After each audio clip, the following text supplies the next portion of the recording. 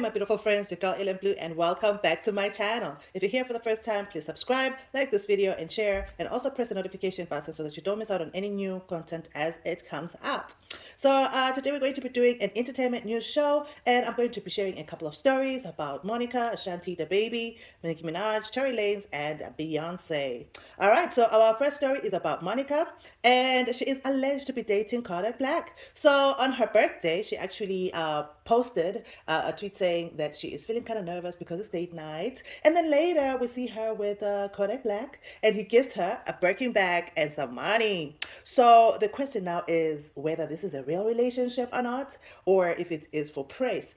I think that Monica is the kind of girl who understands the media, and she's probably maybe thinking of putting out a project or a song or maybe a product. So she knows that, this thing with Kodak Black is going to put it in the blogs, and media is going to be a buzz about it. But even if it was a real relationship, Monica's a beautiful woman, and I think she deserves to be happy and should be with somebody that she really likes. And it sounds like Kodak Black is taking good care of her. So, well, congratulations to you, Monica, and we wish you a wonderful relationship with your man. Next is Ashanti, who addresses Irv Gotti's allegations that he slept with her and that he was her inspiration to some of the music that she made. And what she says is quite interesting because she calls him a flat-out liar because he made up the whole relationship in his head, and she actually knew that it wasn't what he thought it was. And she actually said something quite profound. She said the moment he realized that the relationship in his head was not what he thought it was, he became a totally different person. I totally believe that because Irv Gotti seems like the kind of a person who's not even aware of how other people are. Like when someone is so self-centered that the whole world is just about them and what they want and what they think. This is probably the case because Ashanti obviously wasn't in this relationship, but he was in this relationship all by himself. And she also said that it's untrue that he has been claiming that she was disloyal because she wasn't supportive during his court case. But she said she actually attended court, and even though she was shooting the John Tucker movie outside the country, she would still travel and go and attend court in support of him. So sounds like Irv Gotti has been like saying a lot of untruths, and that's quite embarrassing. And she also stated that Irv Gotti has cheapened the brand because Murder Inc. is a lot bigger than just him and his thoughts and his feelings. But you know that's what he decided to do. The way he handled his documentary and brought out all these allegations about him sleeping with Ashanti. It took away the attention from what Murder Inc. was actually about.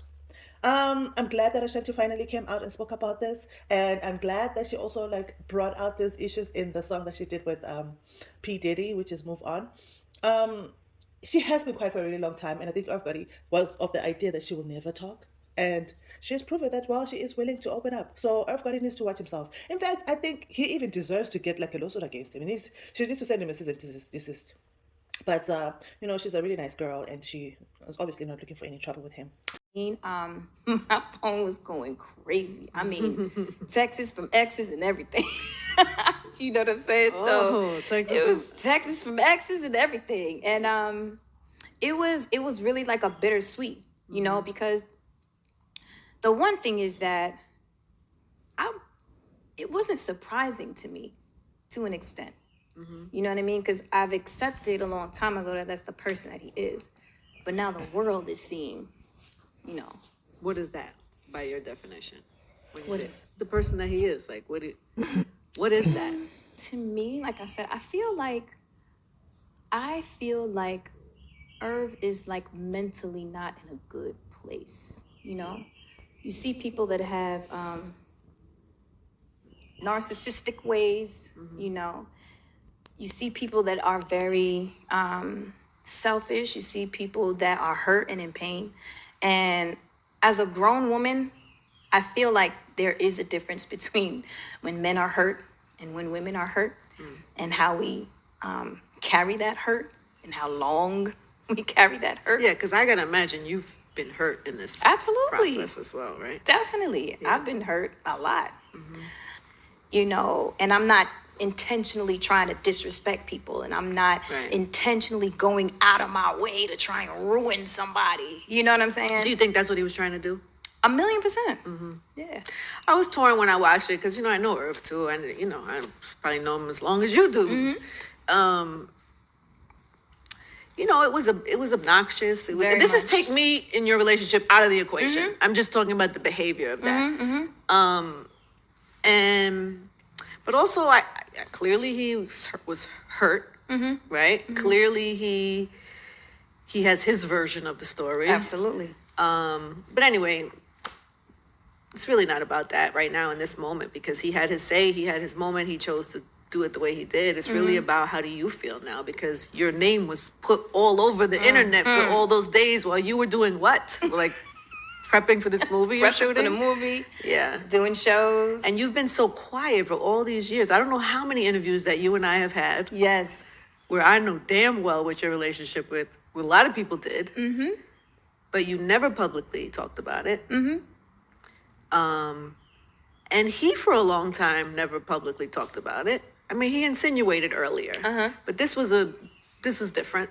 The motivation was different. I think when you've come to a realization that you no longer can manipulate or control somebody, you just let go, and then you just vomit, and it looks nasty, it smells nasty, and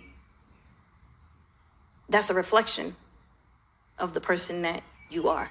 You know what I'm saying? So, when someone is in pain, they kind of act out of character, and I see a lot of feminine qualities, you know what I mean? And I feel like, Ashanti.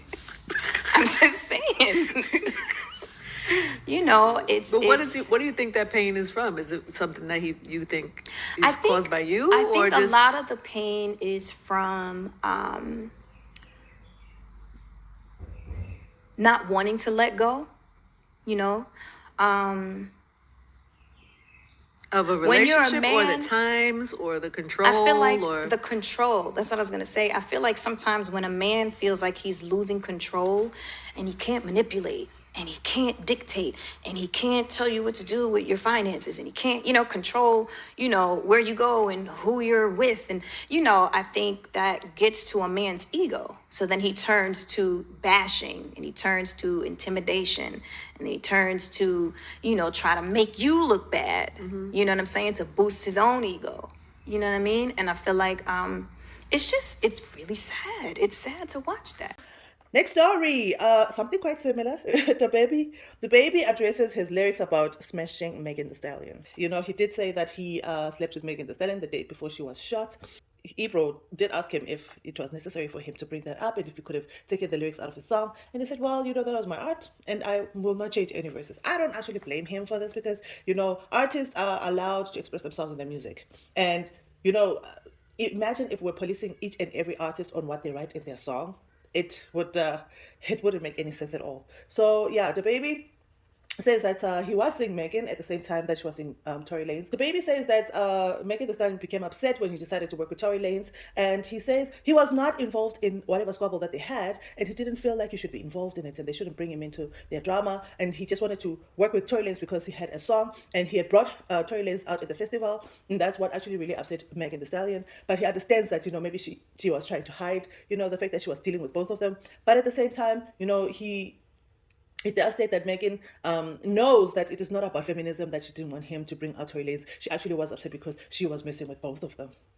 And it appears that the time that he brought out Tory Lanez is the moment that his career actually started taking a downward trend. And he says he doesn't believe in conspiracy theories and he doesn't want to be one of those conspiracy theorists, who assume that certain things happen for a certain reason. But he knows that his career, took a downward trend when he decided to work with Tory Lanez.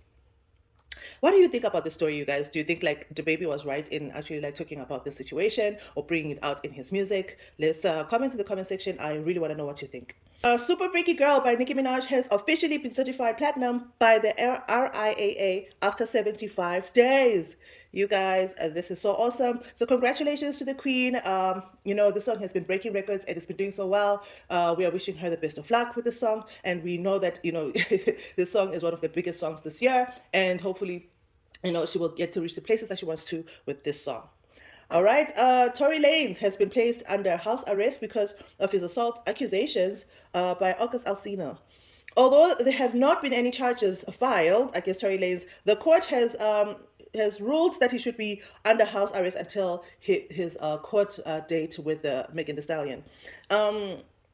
He'll be getting his monitor this Friday, and it looks like Tory Lanez will have to sit down at home and relax and stay out of trouble. The judge said that he still views him as a danger to society, so this is the reason why he felt that he deserved to be ordered to house arrest.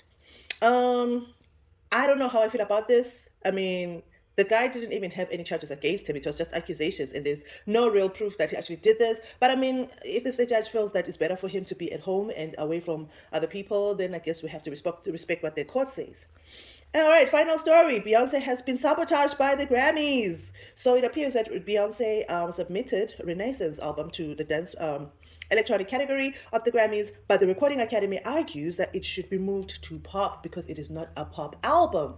This is so crazy because the artist knows what kind of music they make, and they should be the ones to determine where they place their music. This is right at the tail of Nicki Minaj's Super Freaky Girl song, big move from the hip-hop category to pop. Seems that the Grammys are doing some things that are quite, I don't know, I wouldn't say unethical, but I would definitely say it is unfair because they're treating their artists in a way that does not make any sense. If a song is dance, it should be in the dance category. So and if you have listened to the Renaissance album, it is mostly dance songs. It is mostly dance and disco, but then, well, the Academy believes that it is pop. See, now this might also cause problems because then Beyonce will be up against Harry Styles, Taylor Swift, Adele, and those artists are quite big in pop. And also race has to come into factor. So yeah, it's going to be quite difficult for Beyonce to win an award in the pop category, especially when she's going against Harry Styles. Harry Styles' music stayed #1 for the longest time, and that album did so well in the pop category. So it is, easy to assume that Harry Styles might be taking the Grammy. And Beyonce will be left out. Whereas if she were actually in the dance category and with her success her album had, she might actually stand a better chance. So guys, what do you think about these stories? What are your thoughts on Monica dating Kodak Black? Do you think that they make a good couple? Or are you also like one of those people who think like she's too old for him? Honestly, I like that couple. And also, what do you think about Ashanti's comments on Irv Gotti? And are you also cool with what Dababy did in exposing his relationship with Megan Thee Stallion? And also, what do you think about Nicki's Super Freaky Girl becoming platinum?